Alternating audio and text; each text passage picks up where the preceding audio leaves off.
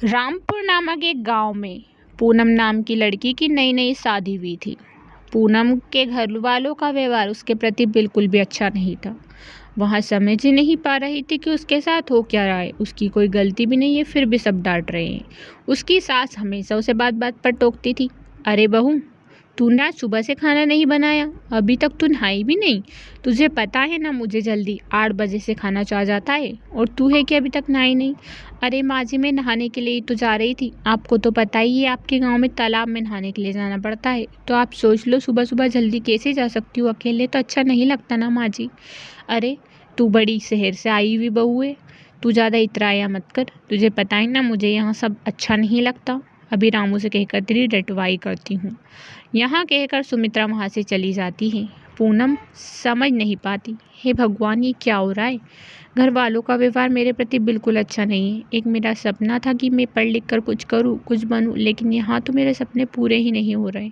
और काम करती हूँ तो भी माँ जी मुझे टोकती है। मेरे सपने कैसे पूरे होंगे? पूनम का कुछ करने का सपना था, लेकिन वह अधूरा ही रह गया था। एक रात की बात है, जब पूनम अपने पति को समझाती और कहती है कि मेरा सपना पूरा नहीं हो पाया, क्या आप मेरी मदद करोगे? पूनम का पति, अरे घर के कामों में हाथ बटाया कर मेरी माँ के, तेरे सपने अधूरे ही रहेंगे। मैं उन्हें पूरा नहीं कर सकता, मुझे यहाँ सब अच्छा नहीं लगता। अरे लेकिन मैंने तो सोचा था कि ससुराल में पूरा करूँगी। मेरे पीहर वालों ने तो यही बोला था कि ससुराल में जाएगी तो तेरा पति तेरी मदद करेगा। नहीं नहीं, मुझसे तो यहाँ नहीं होगा। तू काम में हाथ बटाया कर मेरी माँ के, और मुझसे ये सब की उम्मीद रखना मत, क्योंकि तुझे पता ही है मैं अलग ही इंसान हूँ। मुझे यहाँ सब अच्छा नहीं लगता। यहाँ कहकर उसका पति रामू वहाँ से चला जाता है। बेचारी पूनम फिर से सोच में पड़ जाती है। हे भगवान, मैंने क्या क्या सपने देखे थे शादी को लेकर, और यहाँ पर तो वो पूरे ही नहीं हो रहे। चलो ठीक है, जैसे भी है, अब मुझे तो ऐसी ही ज़िंदगी बितानी पड़ेगी। एक दिन की बात है, जब पूनम का पति रामू घर से बाहर था, उसकी सास उससे डांटने लगती। बहू, तू मेरी सुनती नहीं है आजकल। मुझे तेरी ये आदत बिल्कुल भी अच्छी नहीं लगती। तूने रामू के दोस्त से बात की ना, यहाँ मुझे अच्छी नहीं लगी। तूने उससे बात क्यों की? लेकिन माँ जी, वो रामू के बारे में पूछ रहे थे तो मैंने बोल दिया कि वो घर पर नहीं है। इसमें क्या बुरी बात है माँ जी? अब मैं उनसे नहीं कहती तो वो मेरे बारे में क्या सोचते? मैं चुपचाप तो नहीं रह सकती। अरे जो भी हो, तुझे अंदर चले आना था। यहाँ सब मुझे अच्छा नहीं लगता। अभी मेरे घर से निकल जा। मुझे ऐसी बहू नहीं चाहिए बच्चलन कहीं की। तेरी ये आदत मुझे अच्छी नहीं लगती। अरे माँ जी, लेकिन मैं जाऊँगी कहाँ? आपको तो पता ही है, मेरे पीहर में मेरे काका काकी है, वो मुझे घर पे नहीं रखेंगे। वो हमेशा मुझसे यही कहते थे कि एक बार ससुराल चली गई, फिर तुम पर हमारा कोई अधिकार नहीं है। बेचारी को उसकी सास घर से निकाल देती है। वहाँ कितने ही पैर पड़ती है, लेकिन उसकी सास मानने को तैयार नहीं थी। हे भगवान, माँ जी ने मुझे घर से निकाल दिया। अब मैं कहाँ जाऊँगी? मेरे पीहर तो जा नहीं सकती, क्योंकि वहाँ से भी मुझे घर से बाहर ही निकाल देंगे। मुझे मेरी दोस्त की मदद चाहिए, उसके पास ही जाना चाहिए। पूनम की एक दोस्त थी जिसका नाम मुस्कान था। वह उस पर सबसे ज़्यादा भरोसा करती थी, और पूनम की दोस्त मुस्कान भी उसकी हमेशा मदद करती थी। पूनम जब अपने दोस्त को सारी बात बताती है, अरे तुम्हारे साथ तो बहुत ही गलत हुआ, मुझे सुनकर बहुत ही बुरा लगा। तुम्हारे काका काकी ने तुम्हें पढ़ाया भी नहीं, 12th के बाद तुमने पढ़ाई भी तो पूरी नहीं की। आज कम से कम नौकरी तो कर लेती। हाँ हाँ, वो तो है, लेकिन अब मुझे खुद के दम पर कुछ करना ही होगा। मेरे पति भी ऐसे नहीं है कि मेरी मदद करेंगे। तू ही है जो मेरी मदद कर सकती है। तेरे पास कुछ पैसे हो तो मुझे उधार दे दे। अरे क्यों नहीं, मैं तुम्हारी हमेशा मदद करती आई हूँ और आज भी करूँगी। तुम्हें पता है बचपन में पढ़ाई में मैं तुम्हारी कितनी मदद करती थी, तो आज क्यों नहीं करूँगी?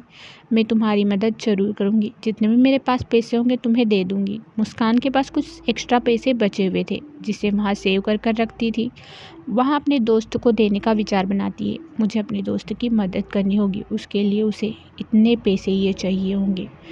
वहाँ सारे पैसे अपनी दोस्त पूनम को दे देती है, और पूनम उससे एक बेकरी स्टोर खोल लेती है, जिससे वहाँ बेकरी चलाने लगती है।